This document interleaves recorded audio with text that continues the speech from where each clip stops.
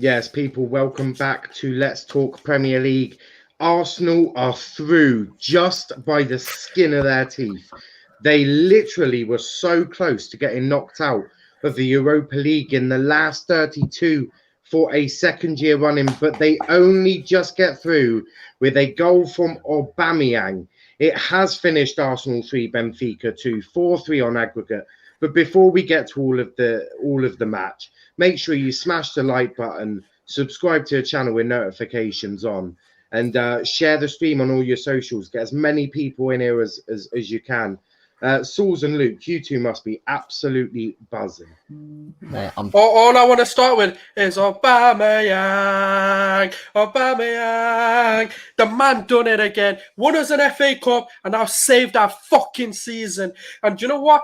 Kieran Tierney and Saka, you can fucking put your heads up in pride because we're going to make a statue one day for you two because that's a captain. That is our captain right there in Kieran Tierney. Sorry, Aubameyang, I know you've done the business for us, but you're my brother. I backed you all season. I've given you so much and you've paid me back. But guess what? You need to strip yourself of the armband and give it to that man, Kieran Tierney. If you're a real man, if you know what's good for the club, if you care about the club, give Kieran Tierney the badge. Do you know why? Because he did not celebrate. He pumped those players up and said, believe in yourselves because we fucking got this. And that's what we're going to do today. That's the captain right there. I don't know how to sum that up better myself, mate. Spot on, really. So, are you seriously saying that now is the time for Aubameyang to be stripped of the captaincy? Is that what you're saying? You don't want Aubameyang as your captain? Aubameyang did not motivate those players, but Kieran Tierney, the minute he got his goal, this man has got the winner's mentality. He's got the mentality of a Vieira, of a Henry, of a Bergkamp. He wants to fucking win. He doesn't care what cost it is. He wants to win. He's always demanding the ball. He had a poor performance, but when he scored them goals, he had bad deliveries. Even on Sunday against City, we were slating him. But guess what? He comes back and he shows us exactly why we need him, exactly why he is crucial to our season. And he is the reason we won this game. I know Aubameyang and Saka got the 2 goals and 2 assists, but if it wasn't for this man pumping those players, putting his own personal celebrations aside, he didn't give a crap about celebrating. He went straight over to those players and said, come on, lads, heads up, we've got this. So, yes, I would strip him. I wouldn't care about team morale at this point because that is the fucking captain right there. Yeah, but is team morale not the most important thing that Arsenal's got right now? Because if you take away the team morale, then it is literally... Because I don't know if you've seen on social media with Lacazette's new boots. One side is of a minion, and in France, that means yes, men. And on the other side, it says trust the process. I think there's now starting to become some resentment from your players towards your manager, and if you start stripping away arguably the biggest personality in your changing room, Arteta is dumb because these players will literally 2 middle fingers tell him to fuck off and walk out. So I mean, it is a difficult one. Is it not best to just let Kieran Tierney egg on your team, but not with the captaincy? Because if you take away the captaincy from Aubameyang, you're causing yourself so many issues. Yeah, listen. The thing is with us is we have Aubameyang, who's not really a leader, but he does motivate us with his goals. Because without his goals, what we're not really like. He's been our top scorer last 2 seasons, and he does his own way of motivation. I wouldn't strip him now, especially after that performance, but I'd leave it to the end of the season maybe and say, listen, we don't think you're right for the leader role. And we're going to give it to Tierney, who is a natural leader. I'd say for now, you'd make Tierney vice captain because Bellerin's our vice captain, and he's shit on the pitch and he's not a good leader. So I don't see why you can't give it to Tierney. So he's captain in Aubameyang's absence. But for now, you can't take off Aubameyang, especially after what he's just done for us there. So I'd say leave it to the end of the season, but he definitely shouldn't be captain. I don't think he should be captain. I think Tierney should be our captain, 100%. Well, he has scored you the winner, so you can't really upset him too much. Exactly. So I'm just looking at the United Sociedad match as well. That's 4-0, so United shouldn't lose that. If they do, Ollie should get sacked. But talking about Arsenal, you can't honestly be pleased with how sort of close it was from you lot just being dumped out of the Europa League in the last 32 for a second season. You were within about 5 minutes of losing your entire season, all in sort of one game. Yeah. To be honest, the performance wasn't awful because I thought we dominated that game from start up until around just when they were trying to, you know, keep the ball and really shepherd us out the game. But I thought we were good with we kept the ball well. You know, we weren't like rushing anything. We were patient, knocking it side to side. And eventually, you know, when Saka plays Aubameyang in behind, we strike and, you know, 1-0 up, you know, there's going to be a lot of confidence in the team. And then unfortunately, it's an individual mistake from Ceballos to give away the free kick, and it's an unsavable free kick. So you can't really do a lot about that. And I think in the second half, we still dominated. It was also a fault for your second goal. Yeah, exactly.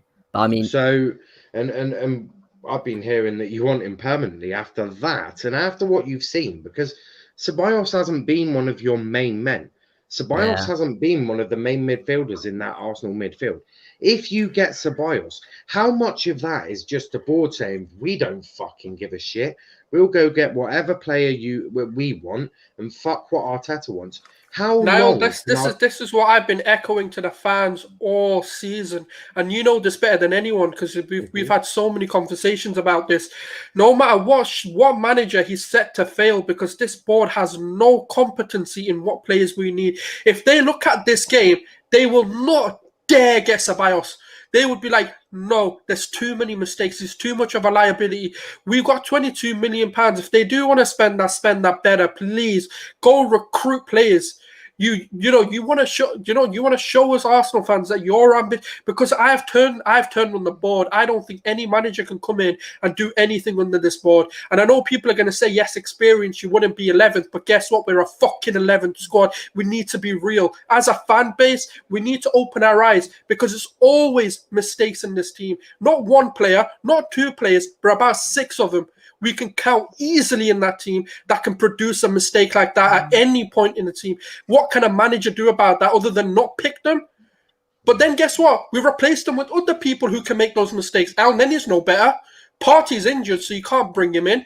Then what? We bring in Rob Holding and put him next to Gabriel. Guess what? That's never worked.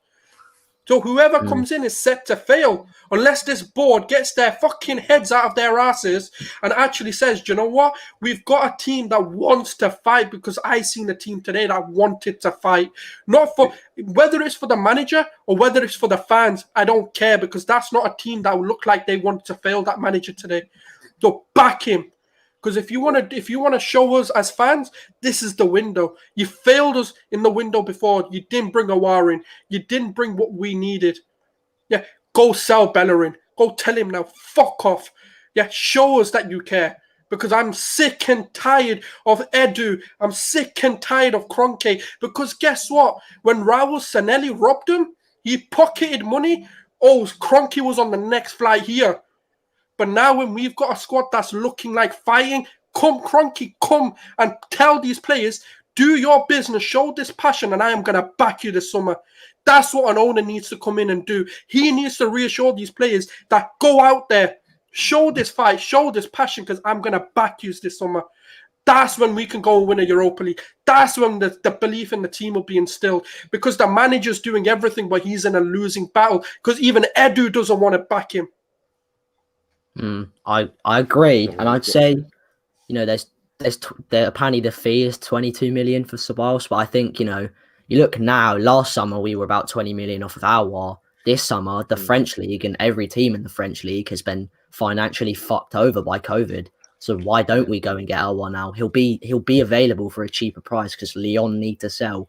So why don't we go out there and show, like, if we have the money, we could easily afford him. You know, there's going to be deals to be had in the summer from the French league, because that league needs money. The teams need money. So, I mean, yeah, just show some fucking belief in Arteta. Give him the money he needs so he can get the player he needs. No manager, especially one as inexperienced as Arteta, is going to succeed with a fucking sack of shit squad like this. You know, you have to get rid of the liability players. You have to get rid of the Bellerins, the David Luizes, the Rob Holdings. Even Ceballos today, don't bring him back. Get rid of Xhaka. I don't care what you do with him. Move him in as a squad player or sell him. Just make sure you get the players Arteta needs to succeed. Otherwise, we're never going to succeed. We're going to be stuck in this cycle year after year of being below average, and it's just not good enough. And that game tonight shows that he deserves backing. Can I just say, the fan base wanted to drop Aubameyang this game. Imagine we dropped that man today. Imagine Arteta conceded to the pressure of the fan base. We wouldn't have the 2 goals. And I know people are going to sit there and say, yeah, but Lacazette fits the system better. But guess what? Aubameyang, when it really matters, he has stepped up. And that's the one thing you've got to give Arteta. He instilled a lot of belief in these players. And he's gone and he's reaping the rewards today because he went with his gut. A lot of people were sat there thinking, what is this lineup? We did that in the first leg. Is it going to work again? People were doubtful. But this is why I say Arteta's not as stupid as people think. He's just not got a squad that's big enough, deep enough to really compete. And that's what he needs now. One thing I want to ask, right? Smith Rowe didn't look very comfortable on the wing. I'm not going to lie. Why is he refusing to play Martinelli? Why is Martinelli he's come back from a long-term injury? Yeah, That's he's been back slowly. No, I frankly couldn't give a shit. He's been back long enough. We've seen what these injuries are like. Why is Arteta freezing Martinelli out? Because at some point, Martinelli. You know what, Niall? I agree. I agree with you on this one. And this is the one criticism I have given. Yeah, because at some point, Martinelli's go, look, I'm better than Willian. I'm better than this person. I'm not getting my game time. I want to leave. And if Martinelli leaves you, then Arteta has blood on his hands and should be sacked. And do you know what I'm going to say, Niall? There's a big difference, though, because if Martinelli seriously believed he was fit enough to play, he would have come out and said something by now. And I think there would have been some murmurs. There would have been some murmurs of him. Not as a youngster. But the problem is, no. But the thing it'll take a lot more. What I'm trying to say is this, right? Is that we don't know. Is the real answer, but you got to understand that this kid is a 19-year-old and that's gone through an absolute horror of an injury. And it's not just physically being back, it's mentally being back as well. Because 1 or 2 kicks can actually destroy you and think, okay, let me back off these taking on players. And I think Arteta wants to slowly bring him in. But the problem that we have is games like today, right? I don't know, maybe he doesn't think he's mentally ready to play a game this serious. That's got so much riding on it. But that is, I've always said, this is the one criticism I do give to Arteta is why the fuck does Willian get played? Because he's always one of the first substitutes. He's not one of the last. He's always the first one on. And why? I don't see what you see in him. It's pathetic. It is pathetic because at the end of the day, if you do lose Martinelli because Arteta's not believed in him or not trusted him, and Martinelli then goes, do you know what? I actually want to leave this. Fuck Arsenal. Fuck Arteta. I'm done. I want to go play football. If that happens, what do you do then? Apart from obviously destroy Arteta. Yeah. See, I don't think about that it's harder because we don't know anything. They've not come out and specifically directly told us what the problem with Martinelli is. They've not come out and said, because he's been on the bench, so clearly he's fit enough for at least 10 minutes, even 15 minutes, even 5 minutes. If he's on the bench, he's fit enough to play, isn't he? Not necessarily, because Partey's not fit enough to play. He's not fit enough to play. Not to start, but if he's on the bench, that means that if you need to call upon him, you class him as fit enough to play like football. We did with Partey today, where we needed him and we bought him. Why is Martinelli continuously on your bench and not being given that time to go and play football?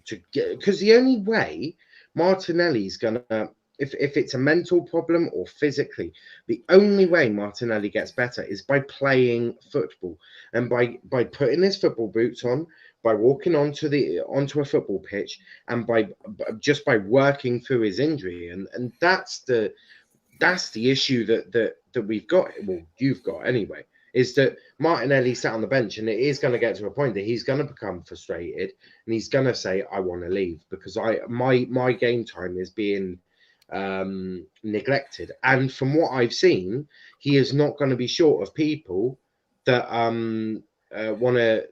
take him away. But I think Sociedad have just got a penalty. Yeah, they've probably. Oh, Yeah, they missed. They missed. Oh, well, you're ahead of me. with Martinelli. Yeah. Back to this one. With Martinelli and Willian, Martinelli Arteta is trying to force the narrative that Willian was an all right signing because he keeps trying to bring him on and get him the minutes so he can do something, but it's just never going to work. Willian is not a good signing. He's not a good player. I don't give a shit if he got the assist for the Tierney goal. He's been fucking useless all season, and I think, especially. Wait, did he actually get the assist? I didn't even know because I just thought Tierney did brilliantly. He got the assist. It was all Tierney, but he got the assist. But I mean, you look at the game today, and we needed energy off the bench. No one in this team brings energy like Martinelli because he presses until he stops. Like he runs out of energy. He presses like an absolute animal, and we're losing on away goals, and we need a goal. When you don't bring him on, I don't understand it. I mean, do you know, Arsenal bring all these training videos out. You know, the one I want to see, an individual training session of Willian, because clearly he's some R9 Ronaldo, Ronaldinho, Pele combination that he's seemingly always getting the chance. Because otherwise, I don't know what you're seeing. Because we as fans, in the minute he's only playing 10, 15 minutes, and we've already excluded him and said he's shit. And so I don't know what a manager who's getting paid multi-million pounds a year is seeing in this man. And I don't know what Arsenal are seeing in this man. I don't know what the players are seeing in this man because no one's come out and criticised him. No one's come out and said that, oh, yeah, he's not good. I know they won't do it because obviously, he's a teammate and everything. You're not going to do it for morale reasons. But I don't know what anyone's seeing in him. And if I was a journalist, that's the first question I'd ask him. What the fuck are you seeing in this man? What are you seeing in Bellerin? Because the others, I can forgive him because we don't have the players. Like a Xhaka, for example. I don't know who else you're going to put in.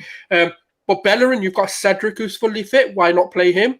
You've got more options than Willian. Yeah. What I want to go to is obviously you've seen today's performance. Now, obviously, I know the excitement is still going to be there, but realistically, right? I want you to sort of become a neutral. Right? Take the Arsenal bias away. Are Arsenal going to win the Europa League? No. You look at the team, like, realistically, I mean, I know over 2 legs, if you look at both games in the league this season, we beat United, but can we do that again? Is the question. There's teams like Leicester.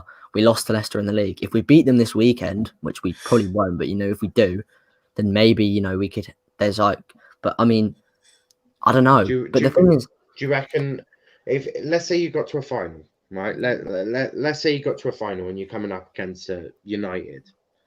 Do you have beat United? Belief? We could beat United. Against United, 110% we can beat them. What, you'd 110% say you're winning that match? No, but we can say we've been the better team every time we faced them recently. Yeah, so but why not? This is in a cup final, right? So you're in a cup final, and the last time you played in the Europa League Cup final, you lost 4-0. So what I'm asking is, does this Arsenal side, this specific Arsenal side, do you know what it is now? We've put everything into this. So if the players now need to go show the fight and the passion on that pitch, because when these players are passionate and they want to fight, we've seen them beat better. We've seen them beat City when they wanted to fight and be passionate. So that's the difference. What we've not seen in the league this year, especially at the start, was any sort of fight, any sort of conviction to win. Everyone's heads were down. We had this victim mentality, like, oh no, it's not our fault, we're shit. And now what you're seeing is with these youngsters bringing the energy in, we've got a whole new dynamic. Yes, we need to be optimistic because we've put ourselves in a situation where the Europa League is everything for the season. And that is heartbreaking, thinking that Arsenal have to rely on a Europa League to save our season, to salvage our season. Do you get Europe? Do you get Europe without Europa League? No, I can't see it happening, to be honest. So basically, what you're saying is that your only chance of European football for Arsenal Football Club, the best and only chance of getting European football is via the Europa League.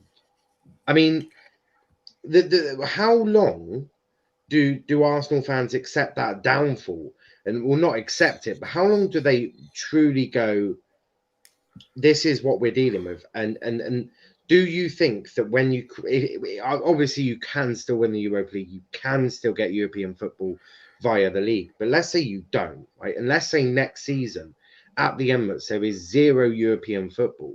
What happens then? What seriously happens then?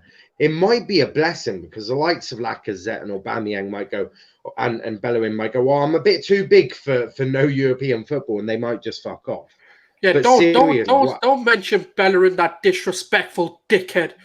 Oh, I don't want to waste my best years at Arsenal, you dickhead, you absolute prat. What best years? Your best years were before the ACL, you dickhead. Get the fuck out of here. I don't want to hear him. Oh, I'm too good for it. If he comes and says he's too good for Arsenal, I'll give him another ACL, that dickhead. I can't tolerate him. He's the one player I cannot believe we play week in, week out. He seriously needs to fuck off, because when the fans come back, I swear to God, he is going to get abused. And I'm not one to say, you know what, abuse a player, but he's bringing it on himself with the comments and the shit that he comes out with. He's more bothered about his fucking catwalk than he is about actually playing football. We celebrate when he makes a forward pass. That's how shit he is. Yeah. And it's come to a point where if we don't get European football, that board have a lot to answer for. If they don't show any sort of ambition in that window, they've got a lot to answer for, because we're on a downward spiral. And as much as people want to sit here and blame Arteta, guess what? If you don't have the tools to do the job, you simply can't do it. It's never going to get better until we recruit. And it's not about splashing money. It's not about being, oh yeah, let's go in the window and let's spend £500 million. It's not about that. It's about being clever with who you bring in and when you bring them in. It's understanding what this team lacks, because we brought Pepe in when we didn't fucking need Pepe. We need Pepe now, possibly, but we need a CDM. We need a right back. We need a centre back potentially, and potentially a striker, because we don't even know what the situation with that is.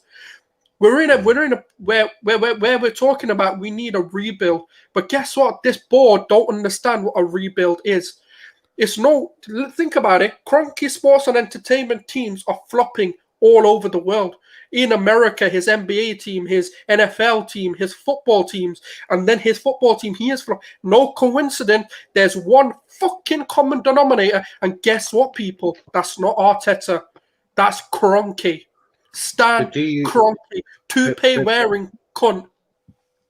But do you think that Arteta is blameless, or is there blame to be attached to Arteta as well?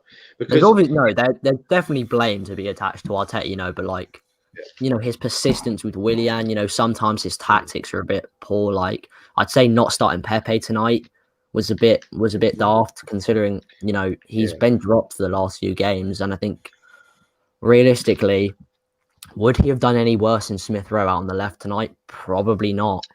He would have brought a lot more energy. What did you guys make of Smith Rowe on the wing? Because I'm not going to lie, I was unimpressed. He's ineffective on the wing. I think he's been great. Firstly, he's absolutely shattered.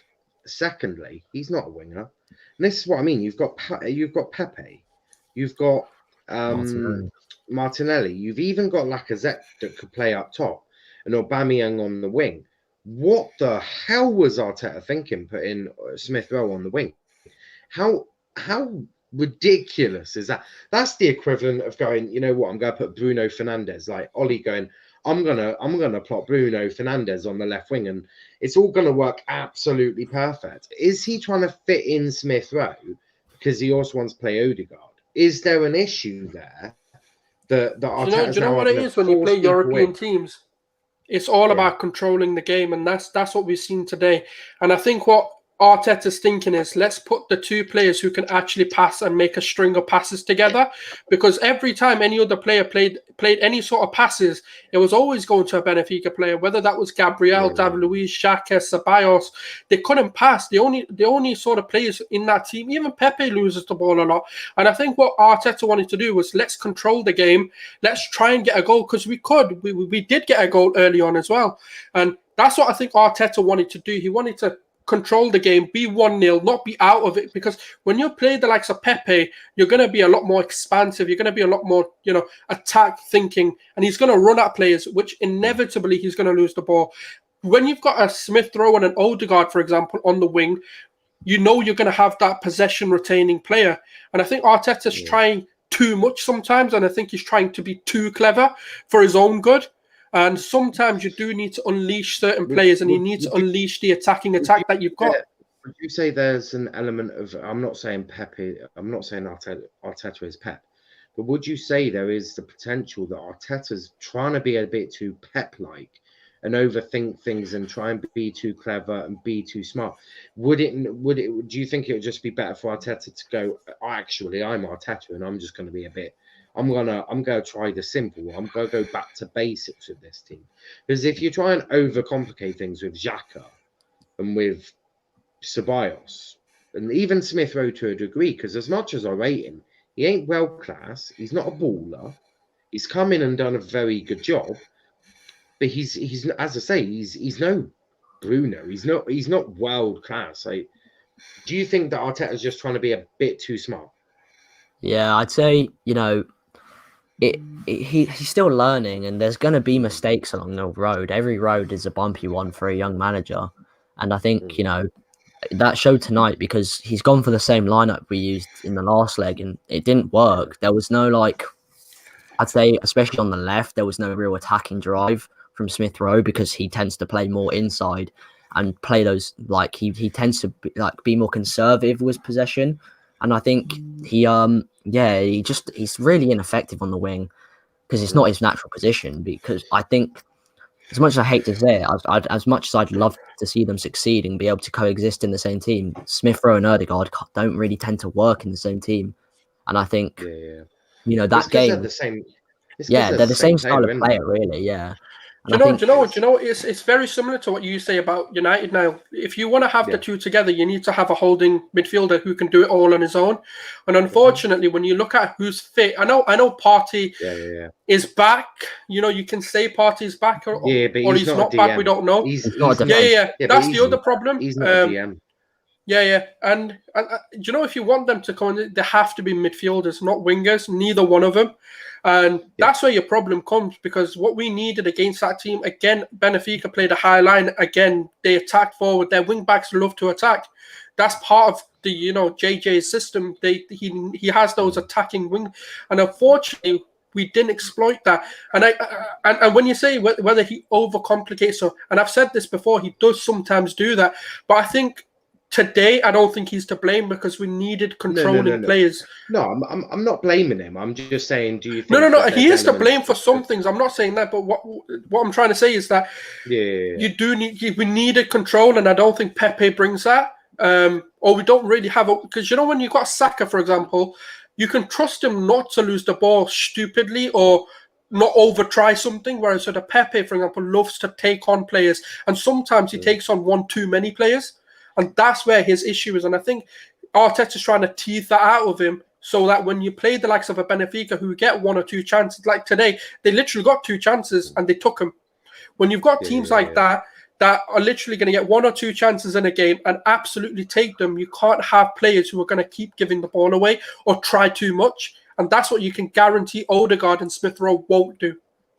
But let's look at a positive side. We've looked at a lot of the negatives, because I want to be honest. There were a lot of negatives.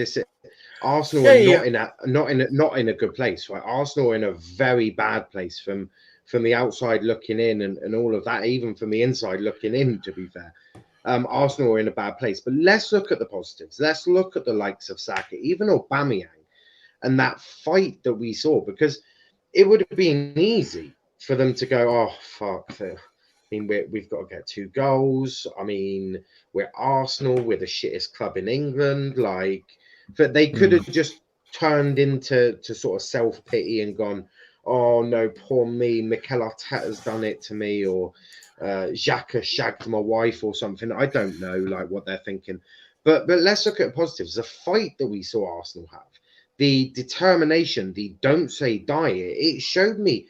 I mean, the 99 final again in the Champions League between United and Munich, I'm not saying it was like that, but the determination, the fight was very similar to that.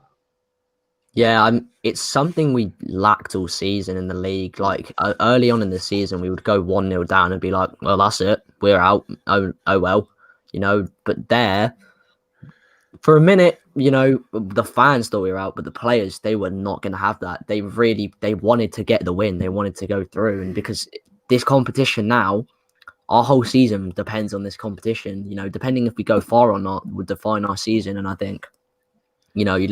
As we said, Tierney showing, Sol said it more than now, but yeah, the Tierney, like the passion he showed, he was like, fucking, let's get back into this. That goal is absolutely massive. And he literally knows that he scored that, and now we need to go get another one, or we're fucked.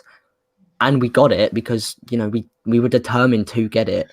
We weren't forcing it, we weren't trying to like think quickly. We were taking our time, even though we had so little of it, and eventually it came, and the rest is history, really. It's just beautiful. Luke, you know what? You smashed it when you said that we did not force it. Against Olympiacos, right? The one mistake that Arteta made, he fully went for it. Every single substitute was an attacking one. Today, yes, he did that. He did bring Bellerin off and bring Lacazette on, which is what he did against Olympiacos as well. But the one thing I want to say, this is a team that understands what they need to do, and it's showing now what the process is, and the process is being instilled within them. Because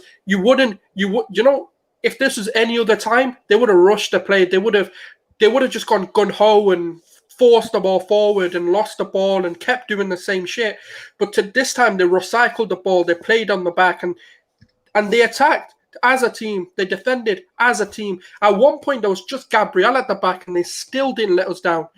That goes to show that, there's a lot of improvements that are being made in this team. And, Aubameyang, Tierney, Saka again, man, for a fucking 18-year-old to be on the front foot, because he is the key. Those balls were fucking inch perfect. They couldn't have been any better for any striker. That is a dream for any striker to be playing against. And he's done it again. When you talk about bailing us out of the season, there's two players that I look to. Kieran Tierney and Bukayo Saka. And now we've added Aubameyang to that, because every time you call upon him, he does answer the call. And that's one thing I will say. I backed this guy all season now. You know this. And I've said Aubameyang's my fucking brother. He's my guy. Give the guy a time. Give him a chance. He will repay us in a whole load of...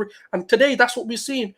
And this comes from the manager as well. We can't. When people say that Arteta may not be the manager, today's shown actually he can. Because even Lacazette, with all the stick that he got from social media about the trust the process, and it could have been a mocking side, and some people saying, "Oh yeah, it's just mini, it's just trust the process." That could have made him drop. But Arteta put his arm around his shoulder before he came on and said, "Look, mate, we've got to do this, and you're the man." And he must have said something to Lacazette as well, and that fired the team up. And I have not seen this belief in Arsenal in such a long time. We've got a City fan, and he'll tell you as well, we did not fight for that. As a fan, we have all the rights in the world, right, to feel like we couldn't fight for this because of what we've seen on Sunday against City. But that's not what we've seen. We've seen a totally different mentality, a team that believed in what they wanted to do, and they went and delivered. Agree. Yeah, I think bringing off Bellerin was actually a very good substitution, because he kills the momentum in our attack so much. All he does is just cross the ball into the first man. And I think one thing I'm very critical of how we were today was we crossed the ball too much for a team that can't head it. We always whip balls in, and they're not. No one's on the end of it. Aubameyang can't really seem to head the ball in the net. I know he scored with a header, but most of the time his headers are quite poor. And I think it was better towards the end, because we realised, we don't need to just force a cross in. If there's no space, we'll work it back and we'll work it back out. And I think it's much better. And against, like Saul said, against City, there was no fight in that team. Once we went 1-0 down, 120 seconds in, and the game was over. No fight. There was no fight in that game, in that team. And tonight showed it was a different team, and it showed it because we actually wanted the win. Yeah, definitely agree. Obviously, we got Charlie, who's a City fan. Charlie, what are your thoughts on the game today? I didn't think Arsenal played great, but the result's all that matters in knockout football, isn't it? Agreed. What would you say the difference is between the Arsenal that faced you, that faced City, and the Arsenal side that faced Benfica? There was no fight on Sunday. There was fight tonight. There's fighting in Yeah. Yeah, 100%. Obviously, you've had Arteta as an assistant manager at City. Do you think Arteta is the right man to take Arsenal forward, or do you think that he is too inexperienced that they need a different manager? And I also want to go into the Pep quote, because Pep's come out and said, "Give Arteta money, and he'll go and he'll bring you success." Do you think he's calling on the Arsenal board to fund Arteta because he trusts Arteta, or what do you think's going on there? I don't think Arteta's the right man for the job right now. I think he's too inexperienced to take him to the top. We saw him play well last season, but they've changed system this season. Yeah, 100%. I want to obviously go to the Arsenal fans. This change of system, it was working so well for you last season. Why has he changed it? Why on earth has he changed from a system that... Because that was never the system. That was never the system he wanted to implement. It was never his style. Yeah, but the thing is, right, if I was a manager and I wanted to, let's say my favorite formation is a 4-2-3-1. Well, I love it. It gives me the correct balance between defense and attack. Right, that is my favorite formation, right? Now, if I go into a club and I can't implement that system because I've got Xhaka or I've got Aubameyang or Lacazette, or my defense is a pile of shit. Do you know one of the key things that you need that people need to understand is simply that the only reason he went to a 3-5-2 or a 5-2-3, however you want to look at it, is because we were making too many defensive errors. But guess what? This season, our defense, it's not better, but we're not getting battered. So that's why he can continuously play the 4-2-3-1 and be expansive. But you know, one of the things early on that Arteta found was without a number 10, we haven't looked good. So if we reverted back to a 3-5-2, the same problems that we're seeing at the start of the season would creep back in, because you don't have midfielders creative enough to play a 3-5-2 consistently or be able to do it over a sustained period. Yeah, but you can still play with that number 10. So the way you would have it is you'd have your 3 centre-backs with your 2 wing-backs with your 2 midfielders. One of you probably won't even need one of them as a DM, because you've already got your 3 centre-backs. You can then play with your number 10 with 2 strikers up top. It would take away from the likes of Martinelli, because in that, well, actually, you could have Martinelli and Aubameyang up front with Saka as a wing-back. I know Saka as a wing-back isn't the favoured idea, but surely, especially in the league, Arteta needs to change something, because the famous phrase is you keep trying the same thing and it doesn't work. You sort of going mad, aren't you? So, I mean, what does he do? Yeah, but the thing is the 3-4-3 last season, we relied on it and it got us the FA Cup. But at the same time as this season, that string of negative form we had was with the 3-4-3, because it made us, we concentrated. So the reason he played the 3-back was because Arteta's main aim when he came into the club was to get us better defensively, and that 3-back helped us do that. And then we had that negative run where everyone thought he was going to get sacked. You know, we were like 15th. It was looking really dim. And then it got to Boxing Day, I think, against Chelsea, and he changed it to a 4-2-3-1. And we played better football because we had introduced the number 10 in Smith Rowe. And I think if he didn't change the system, things would have gone from bad to much worse. And I think, you know, it makes he wants to play the 4-2-3-1. It's very clear. I think we do play better football in the 4-2-3-1, because in the 3-4-3, you know, we're very defensive minded rather than attacking minded. And it also means we have to play Tierney, who's probably one of our better players, out of position in the left centre back where he doesn't want to be played. And I prefer the 4-2-3-1, and I think, you know, it is much better. Actually, you could have Saka as a right wing back, Tierney as a left wing back, and take out Bellerin and put him in the trash. I'm not saying do it. I'm giving options. Maybe I'll I understand that. But you know, it's a double-edged sword. Is what I'll say, because on one hand, yes, it done so well for us, On the other hand, it also failed us because we were invited. Because the thing is, when you're so stale with your formation and you're not, your tactics can't be fully implemented, it becomes readable. The reason why Pep's 4-3-3 is so successful is because that's what he wants to do, and he knows what changes he wants to make if someone does read his tactics. If Arteta sticks to this 3-4-3, however you want to look at it, this 5 back or whatever, the problem is because it's not his preferred formation, or it's not a formation that he's familiar with. He can't do too much tactically with it. He wouldn't know, because he's not comfortable with it. He doesn't know. Okay, if I do this, what will the effects be? I'm gonna come back. If he doesn't know how to be effective with different formations, and he's gonna screw up.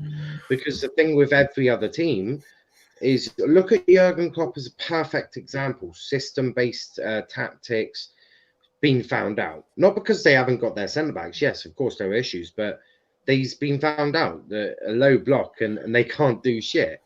If Arteta becomes reliant, other teams are going to be, let's say coming up against Ancelotti, right? Let's say Ancelotti, he's going to look at that and go, well, actually, if we just do this and this and this, then Arteta is going to be drinking bottle out of he's going to be drinking milk out of a bottle and crying for his mummy, because at the end of the day, you become too easy to read if you continue to do the same thing and become that stale. Yeah, I'd agree with that, but also there are different. We have the same formation in the 4-2-3-1, but with different players, it allows us to play a different variant of the formation. I mean, when you look at us with Smith Rowe in the team, we tend to play with Saka as a wide midfielder, and then Smith Rowe and Ødegaard. Well, Ødegaard's the number 10, obviously, but Ødegaard's a more inverted player, and he tends to drift inside more, and he tends to spray the balls forward as he normally does. And when we play with Pepe on the left, we're a much wider team because our wing they'll both be wingers. And I think if you swap them, against City, he had Saka on the left and Pepe on the right, and Pepe was the inverted winger, and Saka was the normal wing, just a regular winger on his left foot. And I think, we can be stale. It hasn't been in the league, it hasn't been amazing, but it's been good enough to get us points. And I think if he gets the players in, as we've said so many times now, if he gets the right players in, his formation, you'll see what he wants to do with this team. Because he doesn't. The thing is, Arteta's not really looking for a defensive midfielder because he doesn't. I don't know. I don't really see what this team doesn't have the need for a defensive midfielder really. And I think he wants Aouar in as more of a creative midfielder, and then Partey can kind of do the more defensive things, because right now Partey has to go forward because our other midfielder, normally Xhaka, is not like an advanced midfielder in that way. So I mean, totally. It will be stale, but there are different. He changes it up depending on what players he uses, really. And that's what I mean, Luke. This is why I'm trying to say. Do you know when a manager has their formation and plays it, he understands what kind of players to be putting in. And I know what Niall's saying as well. You get found out, but the problem is, when you don't have the 3-5-2 doesn't suit, or 3-4-3, sorry, doesn't really suit us because we don't have the players to make the changes to it. Whereas with the 4-2-3-1, we do have players we can bring on that changes a little bit of the variant of how we come into this game. Because when we bring Pepe on, we've got two inverted wingers. We've got Saka and Pepe who will cut in or stay out. And then when you have, let's say, for example, a Smith Rowe or an Ødegaard, depending on who he puts out wide, you've got a creative midfielder who's going to control the ball a bit more, who's not going to be as expansive in the attack. Then when you look at your two holding midfielders, you can then change it and become a defensive side very easily by bringing an El Neni on. The problem that we have at the football club is we don't have that depth. We don't have a bench strong enough to really... Oh, shut up, RJ. Got lucky. Yeah, whatever. But anyways, what I was trying to say... Whatever. Everyone no needs penalty, no party for you lads, all right? Yeah, what did you do? Blow the title charge? Yeah, title race, yeah. Yeah, don't talk. Hey, Souls. I don't care at this point. I don't care. Souls. At least I don't care. I don't care. But look, they're getting in Europe next season, you're not. Well, you can't. Listen, right, how much more money do you need to be a successful club? Or even Pep's come out and gone, we're only this good because I got the money, but he's got the money and you don't. So, yeah, unfortunately, mate. which is why you'll never see a Pep at Arsenal, because he'll be like, okay, exactly. So Stop being deluded, right? When we're going to see an experienced manager, the minute that manager gets a meeting with Kroenke, he's going to be like, guess what? You ain't getting money. Fuck this. The first question the manager will ask is going, okay, so what's going to be my average summer transfer budget? And they're going to go, well, really, 4 million. we try to keep it. We try to keep it as low as possible. And then Pep's going to be like, and I'm leaving. Thank you. And thank you for doing business, but please go fuck yourselves. Yeah, that's the thing. But with the Kroenkes, we never with some managers, especially at the bigger teams, they're always told how much money they're approximately going to give them. Like Lampard was told, we're going to give you this money, 200 million. We're going to back you. Ollie was told. I don't think it's ever come out how much money the Arsenal manager is going to get. The reason for that thing is because the actual budget. Luke, because the budget doesn't exist. I was just that budget does not fucking. Do you know what that budget is? Do you know what our budget is? Whatever we sell, that's the budget. And we can go into your board for all night. I reckon you Arsenal boys. But I don't want to get into that because guess what? We won. I don't want to be negative. Yeah. I want to give absolute fucking props to this team because they did the one thing we asked them to do: fight and show passion, and that's what they did today, man. I can't look. One thing is, we can actually praise the bringing on of Willian today because he had an all right game when he came on and he got an assist. So realistically, you can't complain. Who lives near Luke, right? Go check on him. He might not, he might be. Realistically, it worked. Yeah, he did all right, man. Credit where it's due. Fair play to Arteta. It was a good one, but we're going to leave it there. Everyone, thanks for watching. Make sure you smash the like button, subscribe to the channel with notifications on. Arsenal are through to the next round of 16 in the Europa League. Who the hell they'll get? They'll be hoping for someone small because I reckon a big team comes and absolutely destroys them. Yeah, something like that. But before we go, Luke, where can they find you, bro?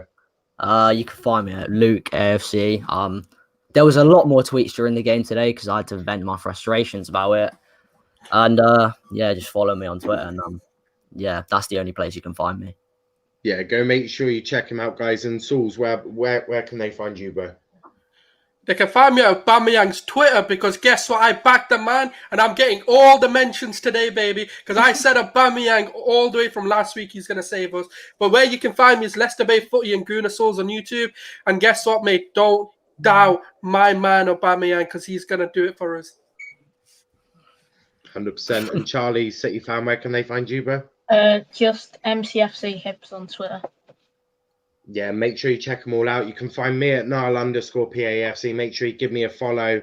Make sure that you subscribe to the channel with notifications on. Also, if you've got Twitch, make sure you go and subscribe or follow, whatever they call it over there on Twitch. Make sure you go follow Let's Talk Premier League on Twitch because soon we will be on both platforms. Soon we will be posting on both, streaming on both. So make sure that you get over there as well so you don't miss a thing. And we'll be back after the United Sociedad game, which at this precise moment is 0-0. I'm in the 45th minute. Sauls, don't tell me if it's halftime, you asshole. But yeah, make sure. Oh no, it is halftime. They didn't even do any added time. But we will be. Martial had a brilliant game so far. Oh, don't even get me started on Martial. I mean, come on, Dom is gonna have great fun tonight. But yeah, make sure.